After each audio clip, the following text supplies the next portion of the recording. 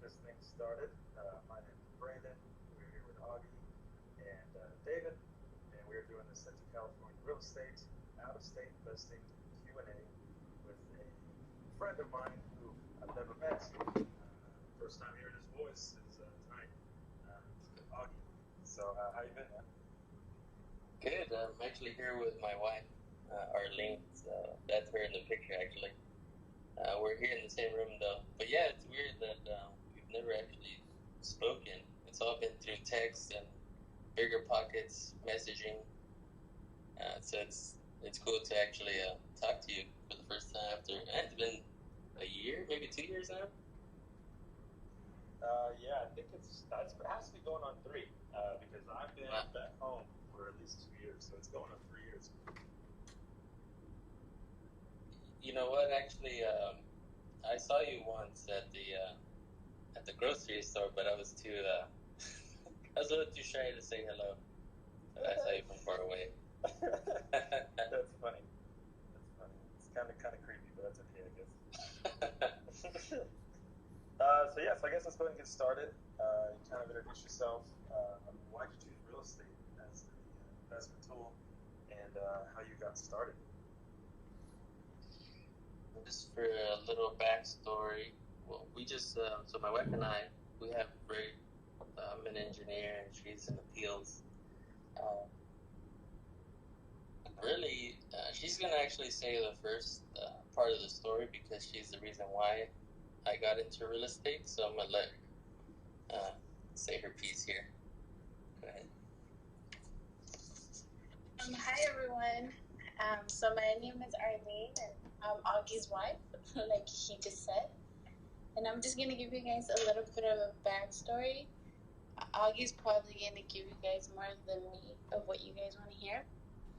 But I think it's kind of neat to share how he got into all of this. So I first started thinking about real estate when I had gotten right out of high school. I have an uncle who made a really great investment when he was younger, and he was able to purchase some apartments. And right now he's in his 50s and he's already retired. They're by Disneyland. Yeah, and they're right by Disneyland, so he's pretty well off. When I got out of high school, everyone that I knew went off to college, my cousins, my friends, but I didn't go. I didn't go off to college, and I kind of had this dream of owning a fourplex in Anaheim, California. I wanted to follow my uncle's footsteps, and I would spend hours at work just Googling, trying to figure out how I was going to make it happen, but I only got so far. I would only get so far. I would talk to agents. I would pretend to have all this money in the bank and ask for information, but I could never actually do it. I started looking at the prices for apartments in Anaheim, and they were outrageous. Time kept going by, and I started to give up on that dream. It seemed so unattainable. So then I moved on to a duplex. I thought maybe I could live on one side, rent out the other side, and even that was too much for me to accomplish and a little bit complicated for me. So I also gave up on that dream, and I kind of went on to thinking maybe all I want to do is I want to own some property. And so I grew up in the state of Kansas, and my dream turned into if I could just own a small house where I grew up, I would be happy. And so I started looking at little houses. I actually started looking at the house where I grew up, and I would just dream about buying that specific house. At that time, when I was looking, it was about $60,000. Right now, it's I think $90,000. But anyways, I would do the same. I would call realtors. I would ask questions, and I would tell Augie, "Hey, I'm looking at a house in Kansas." Sometimes I would even look at houses in Texas, and he would be like, "Why are you doing that? I don't want you to get yourself in something bad." And I would tell him, "I just want to invest in something." And then eventually he got into it. He got on Bigger Pockets, and he figured out most of the ways to make it work. And one day he called me in and he told me, I know how we can maybe buy a house how you always wanted, and not only have the house pay for itself, but actually make some money. And then he just started breaking it down to me, and then I told him, just do it. So did it take a lot of convincing for him to get on board with this, or was he kind of trusting in you and the research you done? Because I feel like that's kind of where I was. I did a lot of research, and I'm still learning as I go. But being able to get past that first barrier, that barrier of entry, seems to be the hardest point. So did it take a lot of convincing for him to get on board then? At the beginning, he was pretty hesitant because he didn't want me to get into like a bad deal or get into any trouble. But when he kind of got into it, when I started explaining to him the whole duplex thing, I kept telling him we could live on one side and rent the other side, and they could pay part of the mortgage. And I think that's where it really made a lot of sense to him, because it's pretty simple. Or then I also explained to him the one thing that I had figured out on my own was how if you purchase a duplex, you could rent one side out, and then that also could count as income for when you're purchasing the property. And I kind of had already told him a lot of things, but he's more of a critical thinker. I kind of have the ideas, but I don't think of the small things. And so before he tells me yes or no, he kind of does way more deeper digging before he says, yes, I'm into it, no, I'm not into it. And I think that was really beneficial, because before he even said no, he kind of started digging for information. And once he saw that it made sense, he was all on board. So he's like that string, and you're the kite. You're trying to fly away with all these ideas, and he's pulling back in, saying, "Let's take a closer look at this." Right. Yeah, that's usually how everything usually is. I'm like, we can do this, we can do that, and he's always the more calm and just let's think about it first, and he'll figure out all the little things that need to be done to get to where I want to get, and that's what he did with this idea. So that kind of leads me to the next question then. How did you go from wanting the duplex, fourplex apartment like your uncle had to just straight up out-of-state investing? Have you guys bought a duplex before, or did you guys just go straight out-of-state? No, so that's where, when she started looking into the duplex, that's when she started finding a few little nuggets here and there for how to make it happen. So that's where she started learning about FHA loans and conventional loans and all that. So I think what I did, the first thing I ever searched for was the FHA loan, was just to kind of figure that out. And that led me to a Brandon Turner article or blog or something from Bigger Pockets. And so when I found Bigger Pockets, that's where I just started reading and listening to everything.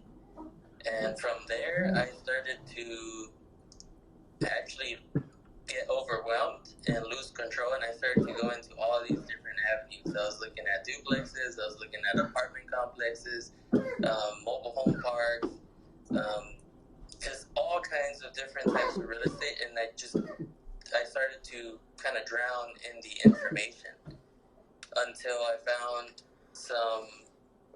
a YouTuber who actually does out-of-state investing. And once I learned about, buying just a simple single-family home, and that's on like $60,000 to $80,000, and it renting for over 1% of the purchase price, that's when it all clicked. And I said, well, this is the easiest way, or the method that makes me understand the most, where I know how to buy a house, and then it's really just a matter of getting it rented at a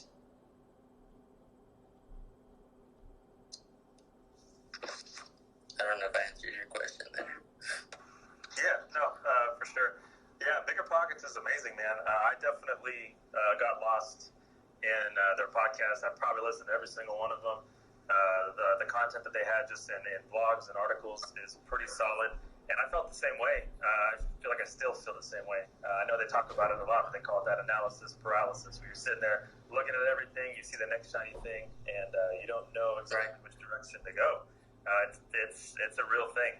And so it's pretty cool that you kind of picked your avenue and found the easiest way to get in. So that first one you guys did, how did you finance that? Did you guys just put down the down payment you needed? You had that saved? Or did you start using other people's money? No, so when we were dating, I still lived at my parents' house actually. And I know that, for a lot of people in our age group, they kind of look down upon that when you say, oh, you live with your parents or whatever. And I just never looked at it that way. I always looked at it as a financial strategy. Like, I'm gonna save up as much as I can living at home. I didn't have a problem living at home, so I saved up a good nest egg there. And then when I proposed and we were ready to buy a house, I had a good chunk of money to buy our home that we have now, and I was able to have money left over to then invest. So I just did a regular conventional 20% down purchase in Ohio. And the reason why I did that was, once I bought this property, the property we live in, it was such an easy thing. I thought it was so complicated to buy a house that I was like, well, I can buy a house out of state. And what I did was, for some reason, I picked Ohio. I don't know. That was kind of like a random thing. And so what I did was I found a realtor first, and then from that realtor, I was able to get the lender and then the property manager. And so really, the step was find a realtor and get a house. And it was that easy, to be honest. So you pretty much, I assume the purchase price for homes, you said in Ohio, are pretty cheap. So that 20% down didn't take too much. So buying out of state like that, really not having too much cash is kind of makes that barrier of entry is kind of removed. You can kind of get in pretty simple, looking elsewhere. Oh yeah, definitely. The houses I was looking for were in the $50,000 to $60,000 range, where 20% of that is really low, like 10 to 15 grand depending.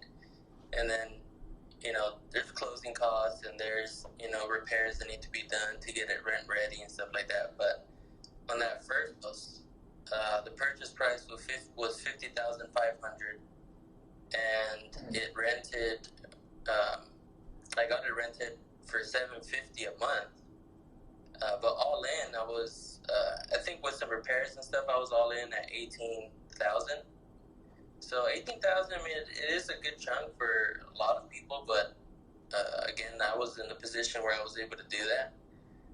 But then again, $18,000, you can also, you can hook up with another person or whatever, go halves to be able to get that. So it's not as daunting, right, as trying to buy a $300,000 home or something like that and then rent it out. No, for sure. And I feel like when you buy a house at that price, any errors you make, granted, yeah, it's $18,000, but if things go south, it's only $18,000 compared to a bigger deal. And that's kind of what I've been telling people, especially now with the way the market is. Home values are crazy high. People are planning on staying in their homes long term. Tap into that equity, use that equity, because you just like you said, $18K is all you needed. And you bought yourself a cash flowing property, so that's pretty cool. Yeah, no, it was what about that house was that I didn't know all the details, right? I didn't know how I was going to get from A to B every single time. But I knew that I had the chunk of money, and I knew that if I lost it, it wouldn't kill us, right? So I went for it. And even though I was like, I don't know if at the end I'm going to lose money or it may be a super bad deal, but it'll be a very expensive massive learning experience. So I just went through the entire process, and I was, blessed enough that I did do a good deal, and it's been a good deal ever since. I mean, we've had that property for, I think, over 2 years now, so it's been good. And that first one really, sparked the fire even greater under me, and then I went for the second one, and the second one was even good. So I just want to pause real quick and let some of the people that are here know. If you guys have a question, you can definitely. I believe there's a raise your hand button on there. If you guys want to speak, if you have something you want to add, something you want to say, if you do this yourself, definitely share. That's kind of the whole point of this thing, is to share information, maybe connect with each other offline. You never know who's listening or who's out there. So if you guys have something you guys want to add as well, I believe David's over here kind of monitoring all that. And definitely feel free to come up and share some of that knowledge. So anyways, so for that first deal that you did, that one property, what were you cash flowing after everything was paid? How was the cash flow on that deal? So the cash flow on that one is, so it rents for $750, and then after paying the mortgage, which includes the taxes, insurance, and then the property manager, and then I do account for a little bit of vacancy and repairs and stuff. If I account for the vacancy and all that, it cash flows $200, which is what was my minimum. I wanted at least $200 per door, or for that door at least at that time. And really, that first year, I didn't have any vacancy, any repairs, anything. So really, it cash flowed $277 or $78 a month. And have you ran into any issues dealing with that estate? I mean, I assume you're purchasing these properties, obviously, without seeing them. So have you ran into any roadblocks looking at properties, maybe with the home inspection, or even having to deal with contractors or the property management? No, I mean, the first two, they were done in Ohio, and with the same realtor and same property manager. And the realtor, he was really good, and he's an investor himself, so he knew what to look for. He kind of guided me, so I do have to give him a lot of credit for dealing with me and kind of guiding me and watch my back. He is a little rough around the edges, but it was basically he was like a mentor, really. So I found a really good realtor that was kind of a mentor on the side, and he would tell me, you need to do this or do that for the house. But as far as the house itself, he would walk through it and FaceTime me. So basically, it was like I was there. He was really, the one being able to feel the floor and look into details. But the overall picture, I mean, you could get pretty good with a phone. So it's not like you're completely blind to what the house is. And then Realtor is actually where I find all the deals that I've done. So far 3, and I've found them all through the Realtor app. So I just look at the pictures, and then I send it over to my agent and go from there. So you don't even really, because I think this is one of my concerns, was the neighborhoods. Even buying, a couple towns over, I don't know the neighborhoods. I don't know if I'm going to be, what kind of renters I'm going to get. Because I feel like that's something you need to at least consider or keep in mind. Is that a conversation you have with the realtor? Because I know that's something that I've always thought about. I don't know the neighborhoods. Oh, definitely. That's all on the realtor and being able to trust them. And really, that was the main game for the first one, where I didn't know this man, right? And I had to basically use my gut feeling to be able to, discern, is this dude lying to me? Is he just trying to get a quick buck? But he seemed very genuine, so I continued on, and he knows his area, so he would tell me, this is good, this is bad. And the great thing about Realtor, too, the app, is that I use the map where it shows you the crime rates, right? And it gives you, shades of colors. There's clear, then there's, an orangey color, pink, and then red, right? So I would stay away from the red areas, try to avoid the darker areas just as much as possible, and then stay with a list of cities that he would recommend to look in. So I would look in there, and then whenever I found a property that seemed like a good one, I would send it over to him. He would tell me yes or no. If it was a yes, then he would go check it out. We'll do the FaceTime and go from there. Yeah, I feel like that definitely takes a lot of trust. That like I said, that's been one of my things. Is I've looked at out-of-state stuff, but I've always wondered, what those neighborhoods are looking like. You have no idea. So it definitely would take a lot of trust to jump in and buy something that you can't see. How's it going, Corey? How you doing?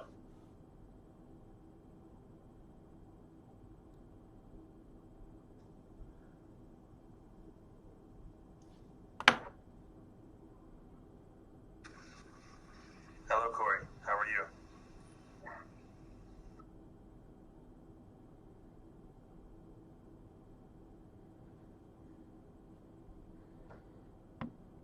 That means he's on a phone call. Okay. So he just wanted to be on the stage to take this phone call. Got it. Well, maybe he can chime in later whenever he's not on the phone. So yeah, man. So and you had no issues with the property managers either, as far as them.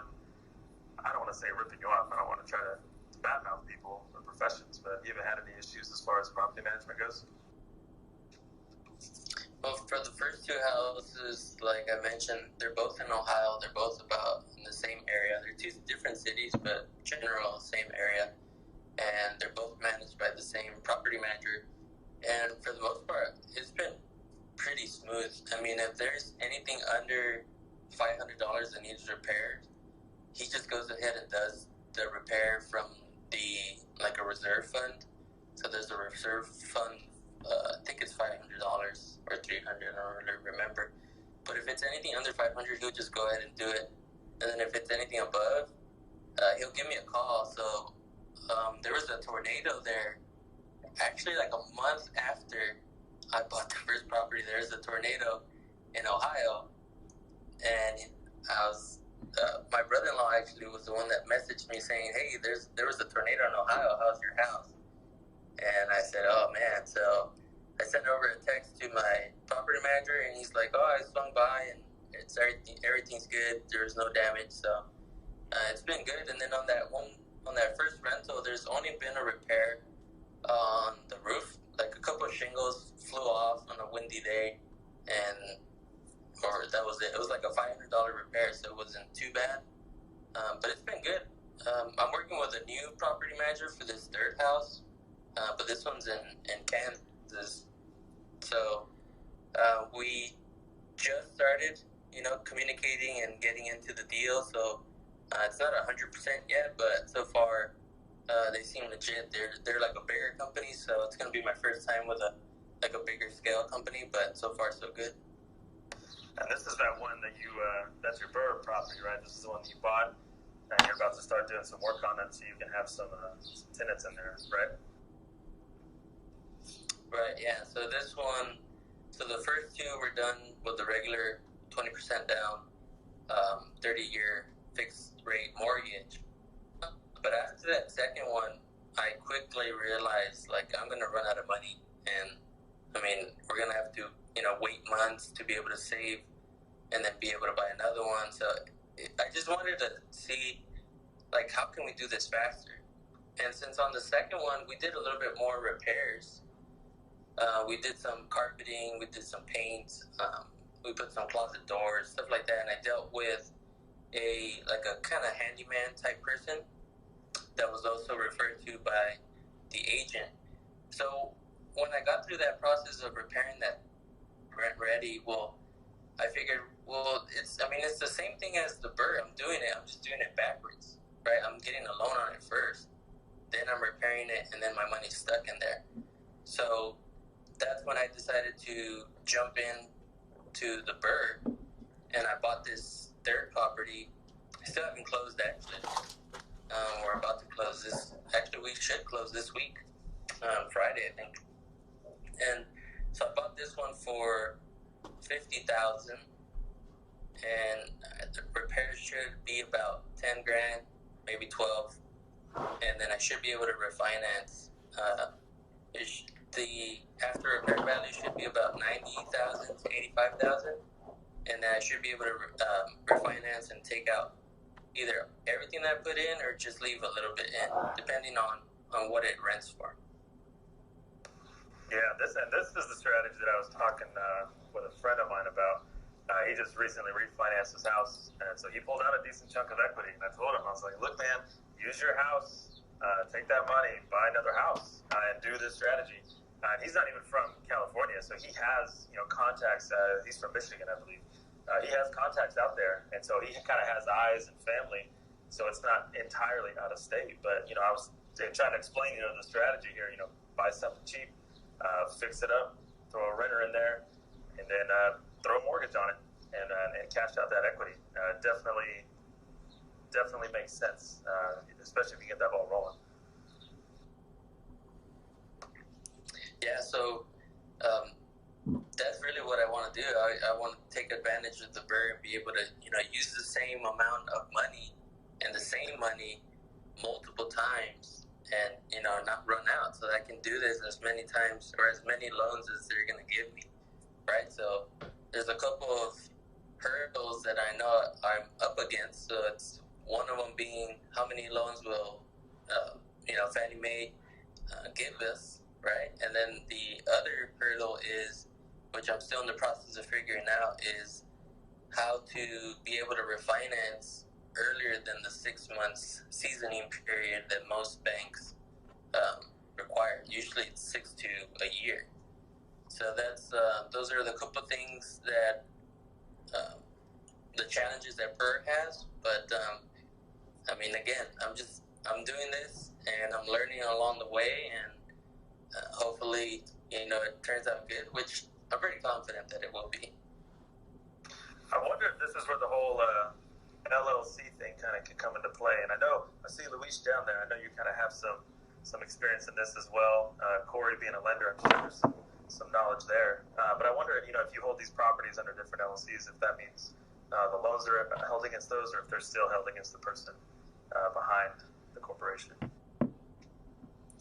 Well, for this one, I talked to a lender I think he's in Indiana, and he actually advised me on purchasing the property in cash. If I buy it in cash, buy it under my own name, and then so this is the process I'm going to take currently, right? So I'm still kind of working it out, but once I have it under my name and I get the record that or the title that it's mine, he advised me to immediately record a lien on the property with an LLC that I own, and then go back to him and basically do what he calls a rate and term refinance, where basically the lender is buying out the LLC, which is basically mine, right?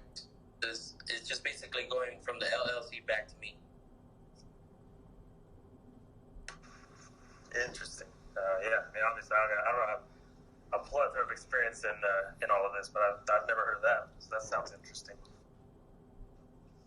Yeah. So if anybody on here has heard about that, I'm still learning about it. So honestly, I don't even know if it's gonna work out, right? So I've talked to this lender, but it's been brief. It hasn't gone, too deep into detail because at the time I didn't have it yet. Right, so now that I have it under it's on an escrow and stuff, and we're about to close.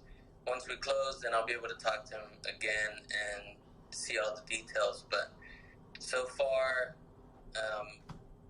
as long the way the course is going is, it looks like at first I need to do build or create an LLC to be able to do this. But I'm still kind of cloudy on the details on recording a lien with the LLC and all that, so it's a work in progress for sure.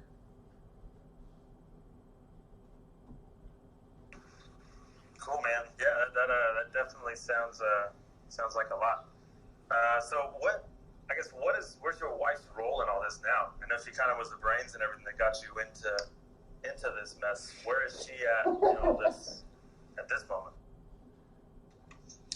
So right now, Arlene actually is pretty hands off. I mean, she doesn't really have to deal with any of it. I do it all, and really, it's just she's either the yes or the no. So before I go to my agent, I show her the house. I'm like, yeah, I like this house, and I pitch it to her, and if she likes it, if she's on board, then okay.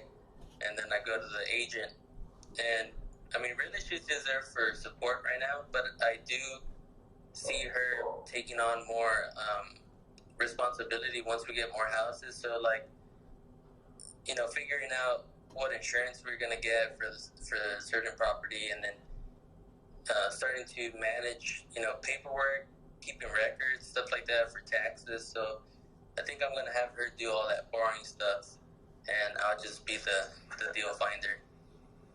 So pretty much, she had this grand vision, this grand dream, financial freedom through real estate, and she found you to make it happen.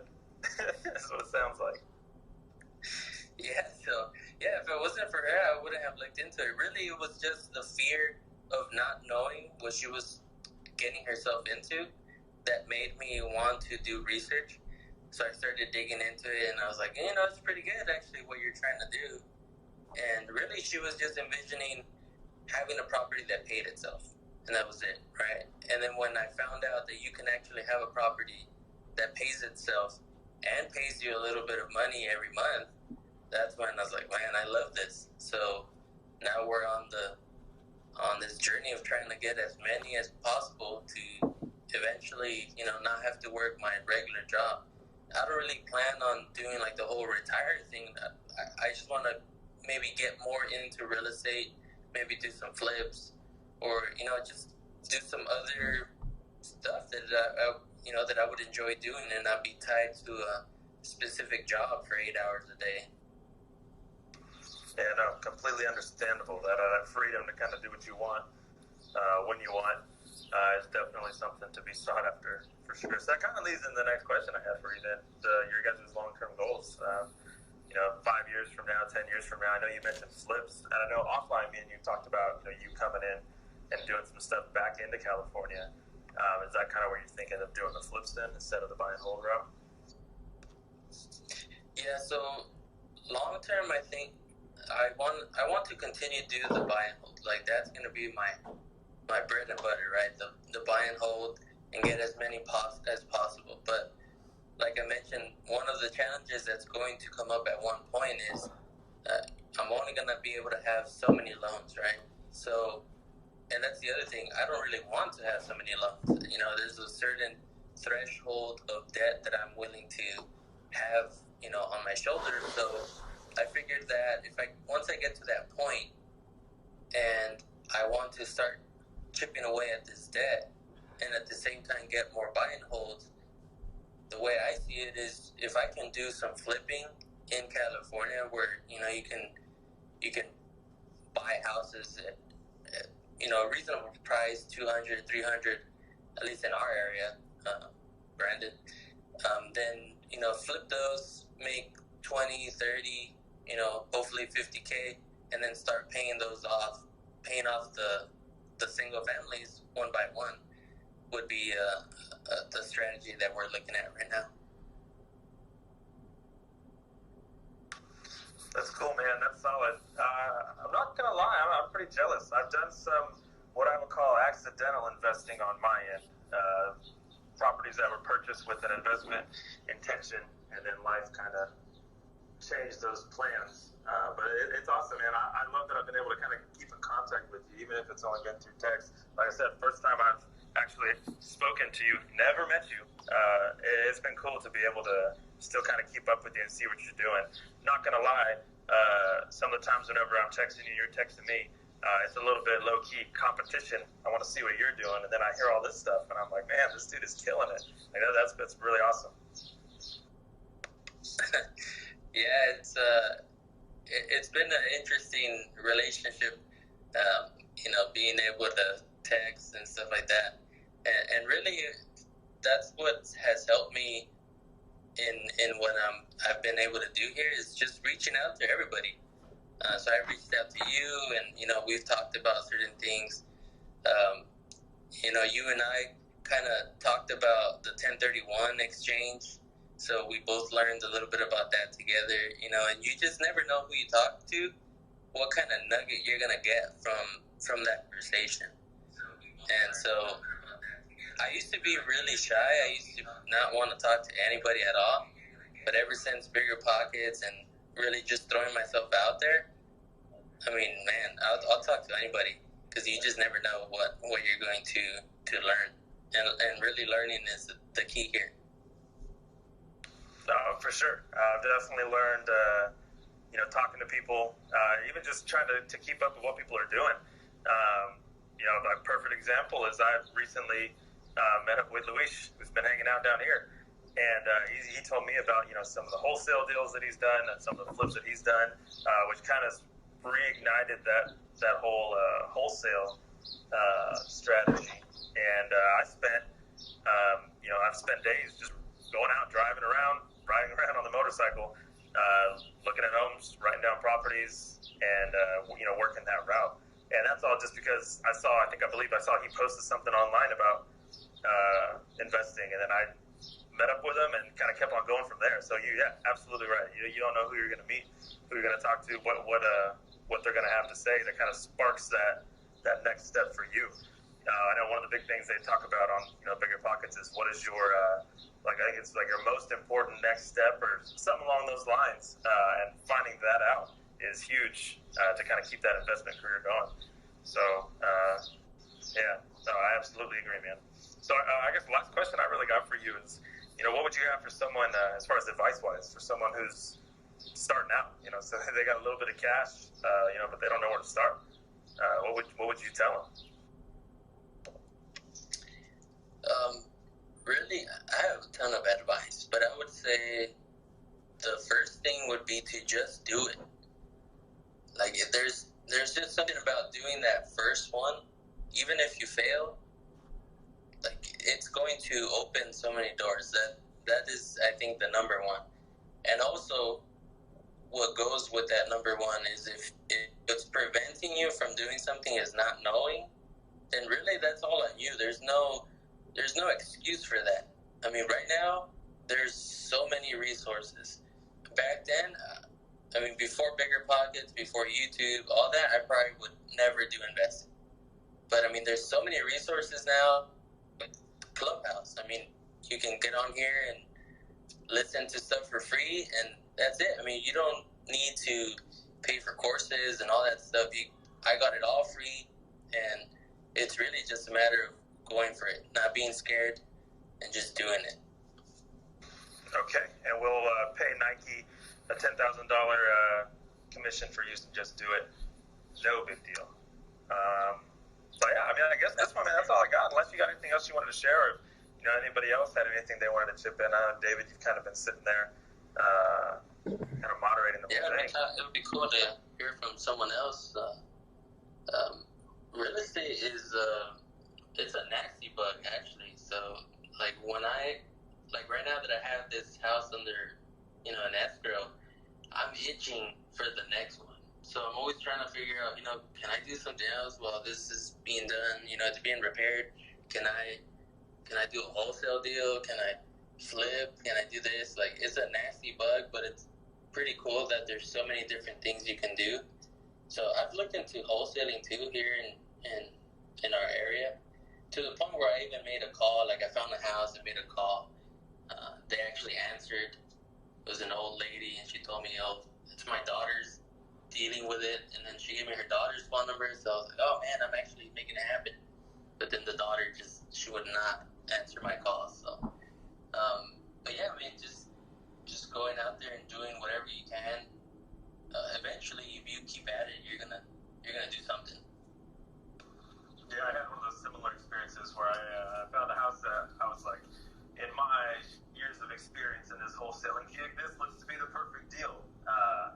Sarcastically, of course. But I was able to find out who owned it, and got the phone number, gave him a call, and she was like, well, we're not looking to sell. We're actually going to fix it up. I was back of my head, I'm like, I'm going to keep an eye on you. I'm going to go back over there. I'm going to make sure you actually fixed up this property. Because I'm going to call again. I don't know if you just giving me a line. But come to find out, I actually went by there, I think it was last week. And sure enough, yeah, they definitely fixed it up. The house does not look like anything it did before. So I was a little bummed out. So I was hoping that was just a line to get me to hang up. Because then I would have at least been able to reach out again. But, what are you going to do? Yeah, man, it's just really just trying it out. And, I mean, and really getting out of your comfort zone and asking questions, calling people, even if you're nervous and you don't know what you're going to say, what are they going to say, just doing it. It's always less daunting than you think, or less, what's the word? I'm blanking out here. It's not as hard as you think everything is, so it's always easier. I mean, at least in my experience. Yeah, for sure. I feel like the first step is kind of the hardest one. Yeah, man. All right, David, what you think? You got anything to add? Any questions? Yeah, I haven't talked to David. I mean, I don't even know David. We haven't actually done like an introduction between us. So. Yeah, and I mean, I sell some real estate over here, and I bought my own property about 1.5 years, 2 years ago, but I haven't done any investing. It's kind of a long-term thing. I'd say Brandon probably knows more about that side of things than I do at this point. He spent more time looking into that. I guess, and you covered it a lot. The hard part, I think, for a lot of people is just finding properties. I get a lot of investors who hit me up and they're just kind of reaching out to every agent they know, like, hey, if you see anything, let me know. Kind of casting the wide net. I would think out of state that'd be even tougher. You know what I mean? Because you don't have Brandon's ability to drive through the neighborhood on your motorcycle and look. Yeah, and to be honest, all 3 properties I found on Realtor. So I don't have the MLS, stuff like that. I just found it on Realtor.com, and I go through and I look, and then I use Google Maps, and I look through the neighborhood, the street, and all that, and then I talk to my agent, because a lot of people think, the agent's supposed to find it for me. They're not gonna do that. I mean, if you have an agent that has that much time, then it's probably not a good agent, right? So you have to do some of the work, right? So I see it kind of as a team. So I'm the deal finder in my team, and then there's the agent, there's the property manager, and there's the lender. And really, the lender, kind of, that one you can swap out, right? You can find another team member, but the main ones is your agent and the property manager. Yeah, I totally agree. You said you found them on Realtor, so they were already on the market then, right?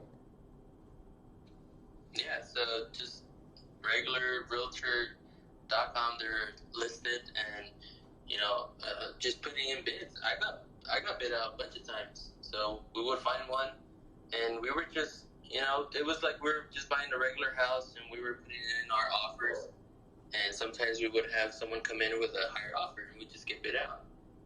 And like this last one, they had it listed at 50, and we came in with an offer of 50, knowing that most likely it would get bid out, like somebody would come in higher. But we came in with an offer of 50 with an escalation clause of, we'll beat any other offer by $1,000 up until this point. And we had it, I think, at 60. So it would go up to 60. And I think they only had one offer, and it must have been lower than 50 because they accepted our offer right away. It's an elderly couple, and they were just trying to get rid of the house. I think they have some medical issues or something like that. So they accepted our offer. The inspection, we came to find out there was foundation stuff, like not even. I mean, the inspector a note of it, which it was a 1-inch movement for almost 100-year-old house, like a 90-year-old house. So my agent, who's actually a general contractor also, he's like, dude, that's nothing. We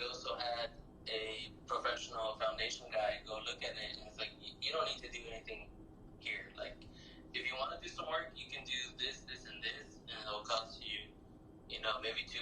If you want to just kind of simplify it a little bit more, you can do that. So we took that quote back to the seller, and they actually came down $2,000. So I got it for $48,000.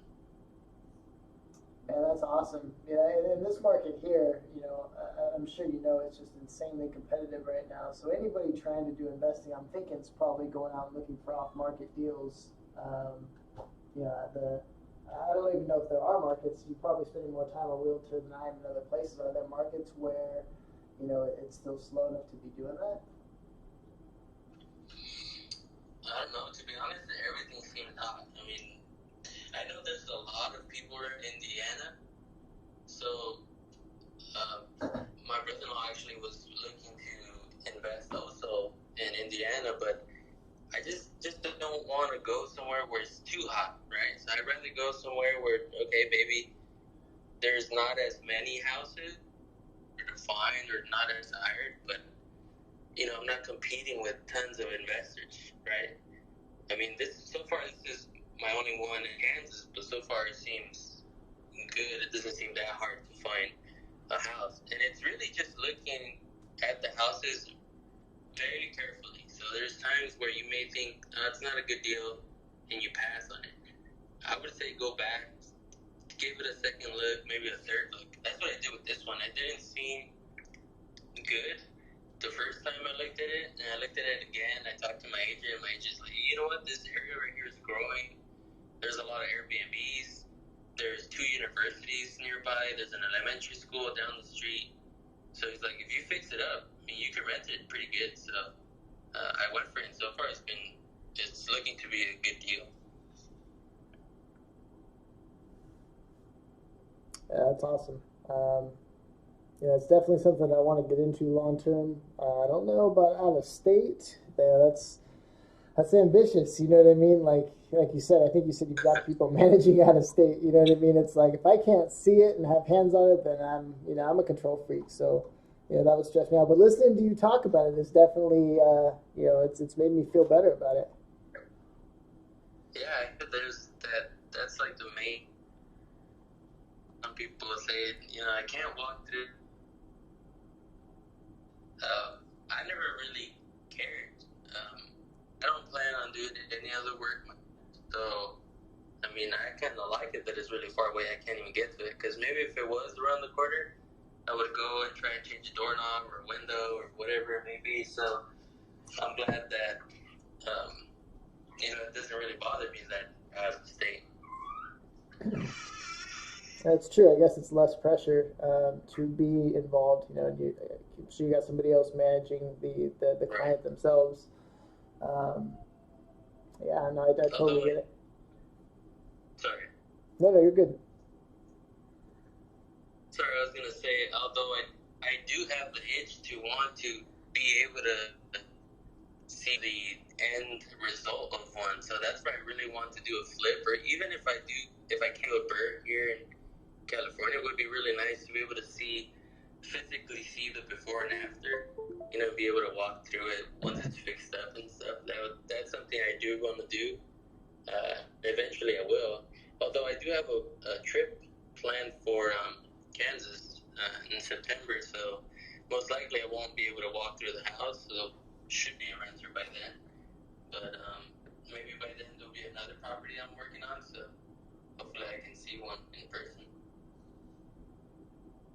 For sure. I don't know which state the agent you were talking about was in. You said your agent was a contractor. That's a great opportunity for flips. I know a lot of agents here who work with my contractor, and they'll do flips. Basically split the profit on. The agent will pick the property up, they'll do the work, and they'll split the profit off the top. Yeah, that sounds like a really good strategy. This agent is in Kansas, and he's a general contractor, but he's mostly, he's kind of deviated from the general contractor. He's mostly doing, just real estate agent work. But, he still has his license and everything. So, actually, on this deal right now, the property manager quoted with his company. So, the property manager is like a family-owned business, and his brother-in-law has a maintenance company. And the maintenance company is who quoted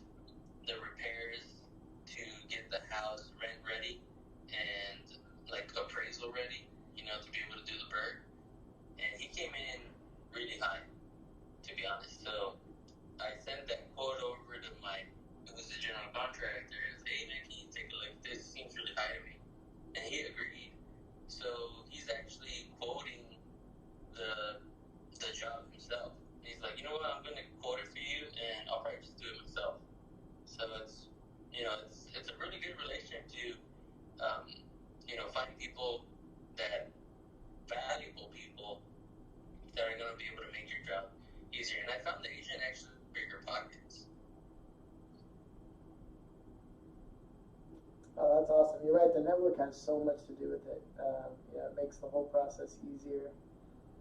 Do you have a lawyer that's involved with this at all to like go through contracts, anything like that, or to manage anything? Just curious if that plays a part. No, not yet. I haven't had to deal with anything out of the ordinary. It's just it's pretty easy actually once you do it. I mean, even for signing for a house, there's mobile notaries that they'll send to your house. So the title company sends a mobile notary out, and you sign. I even did a mobile notary for my house because I wasn't living in the Central Valley before purchasing, so we actually signed in SoCal. Or actually, I think I'm confusing that. I think I signed in SoCal for my rental. But either way, they were all mobile notaries, so I mean, it's really easy to be able to do that. But I think for this first property that I'm doing, most likely I'll get with a lawyer just to be able to do the LLC. I haven't decided yet. I don't know if I want to take the risk and create the LLC myself, which I hear is pretty easy, especially if it's just one person. But I'm gonna hash that out with myself here in the next few weeks. Yeah, it's pretty easy. I've got the LLC, so I mean, I can kind of help you out with that if you have any questions. I do have one more for you before I kick it back to Brandon, and you can, be pretty vague about this, but it's something I think anybody who's interested in getting into investing, would want to know. Like, what have the tax implications been? My understanding is that property ownership and investing in property, is pretty positive toward your tax situation typically. Can you talk on that a little bit high level? Yeah, so like that's one of the things too that you learn as you go. And to be honest, for the first property, I didn't do my taxes right. So I thought I had listed it. I did my taxes myself through whatever that's called, the popular tax, TurboTax or whatever. Yep. And so I went ahead and did that, and I thought I did it all good, right? I was fine. And then when I went to get the second property, the lender, they see that I have the other house in my name and all that, and he's like, you don't have I forget what the form's called, but basically saying you don't have, you didn't list it on your taxes that you get so much money, and, you put in so much money into it and all that stuff. So it did kind of dinged me there in being able to get the second one. I still got it, but it made my debt to income ratio a little higher. So then once we got the second one, and this year that we did our taxes, for some reason this time around we did find the section where you basically put that you own houses in a certain state, and then you put in what income comes in, what you get tax breaks for paying insurance, for paying interest, for paying property managers, the mortgage, that stuff. And from the returns I got, it seemed that it did really benefit having rentals. Man, that's awesome. Thank you so much.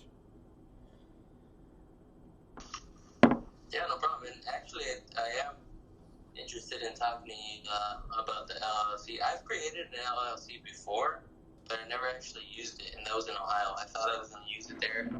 I never ended up using it, so I just kind of left it. So since nothing was ever done with it, I don't know if it was done correctly or anything like that. But for this next one, so far with the plan, I need to create one and then be able to record a lien, basically saying I have a debt to that LLC, right? That they own the rental, and I have a debt to them, which would be my LLC, it's not them,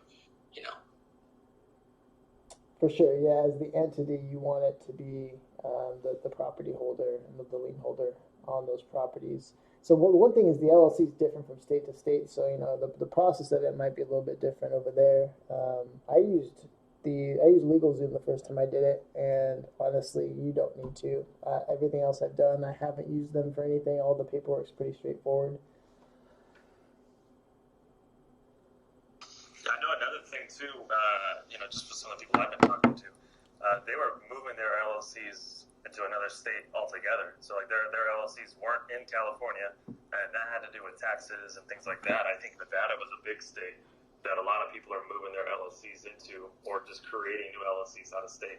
So I don't know if that's something else to keep in mind or sort of think about. Oh yeah, definitely. Yeah, I do plan on making the LLC in the state that the property's in. It just helps with taxes and stuff like that. But also, if you have an LLC in California, no matter what, if you have an LLC in California, and whether you do business or not, they charge you $800 a year. So, yeah, California's not that friendly for LLCs. Don't I know it? Yeah, so that's another reason why I don't really invest here, because it's just, you just don't know what the laws here in California. They're a little too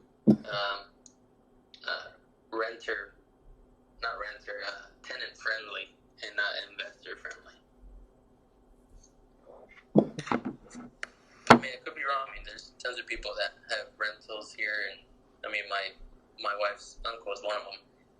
He has I think it's like 20 units in that building, and it's right next to Disneyland, like literally across the street from Disneyland. Yeah, that's pretty awesome, man. Yeah, the California definitely seems to be a little more on the tenant side when it comes to legal protections and things like that, especially right now. But yeah, no, I like I said, I think just simply from the purchase price perspective, you can take the California money that we have out here and invest that into some cheaper real estate. Basically, do what people are doing to the Central Valley, moving in from bigger cities. Do that in another state, man. Take that money elsewhere. Definitely makes sense. Yeah, and honestly, I've looked at rentals here, so I've done the numbers for, just a couple of properties, and the end result is basically the same. End up with $200, $300 of cash flow, but a huge debt. So it just didn't make sense to me to buy rentals here at all. So I was like, well, if I'm going to have debt, I might as well have a smaller debt and get the same cash flow, and it'll just be out of state. Yeah, for sure. Well, especially when you're talking about that first deal, all you needed was $18K, especially in the market the way it is now. And like I said, that's been my pitch, is if you've even thought about investing, didn't know how to do it, if you got money in your house, you definitely get $18K and start working on some passive income. I think for me, at least, that's kind of my goal. I want to get to that point where my money's making money and my house is making money, and life kind of keeps on rolling. Yeah, so for this bird, actually, I got a HELOC on our house. It's like a $40,000 HELOC, which, I got just to have more cash flow. So I had a pretty good chunk of my own cash to be able to buy the house and repair it. But, sometimes you get into, a bigger project than you think. So I did tap into the HELOC, and I actually have the HELOC. I haven't used it, but I do have it in my back pocket. So if I need it, I can, dig into that money. And that's another thing, actually, that I wanted to mention for people that wanted to get in. My first thought when I wanted to buy the first one was, I'm spending this $18K. Like, this $18K is going to be gone. But you can't look at it that way, because it's not gone. It's basically you're moving it from your bank into a house that works as, like, if it were a bank. It's paying you a way higher interest rate than it's sitting at the bank. So it's not gone. You can sell that property, you can rent it, you can whatever, Airbnb it. That money's still there and it's still yours, and it's just growing over time. Yeah, for sure, man. I think, like I said, learning about real estate, studying the whole Bigger Pockets, their whole system is pretty awesome, and I absolutely agree. Your money does not go away. It's just sitting there hanging out, making more money for you. Yeah, man, unless you had anything else to add, that was all that I had. I thought this was pretty cool. getting to sit and talk with you. Like I said, first time actually getting to talk to you. But getting to kind of hear what you're doing, hear your story. And I know I've definitely learned a lot. I got some things that I want to look into for sure when it comes to the out-of-state thing. So I know I've gained something from it. Hopefully, either those that have kind of popped in and out of this, or people listening or paying attention on live, or coming later down the road. I think there's definitely a lot of good information here, so I appreciate it. Yeah, man. Well, I mean, I can talk for hours. I love this stuff, but yeah, hopefully somebody got a nugget out of this, including you. I mean, I'm happy to help. If you guys ever have any questions, I'm totally open. I'll be transparent about everything. Just like all the people that have helped me along the way and told me stuff. I mean, I want to do the same for them, and just give everybody hope that haven't started, that you could get into it. Sometimes you're your worst enemy, right? You think you can't do things, and then once you do it, it's like, it's pretty easy. So a lot of times it's just like a confidence thing. But yeah, man, this was awesome. Thanks for having me. Yeah, no, that was fun. All right, Dave. I think we're good, man. Hey, you guys did a great job. We should do this more often.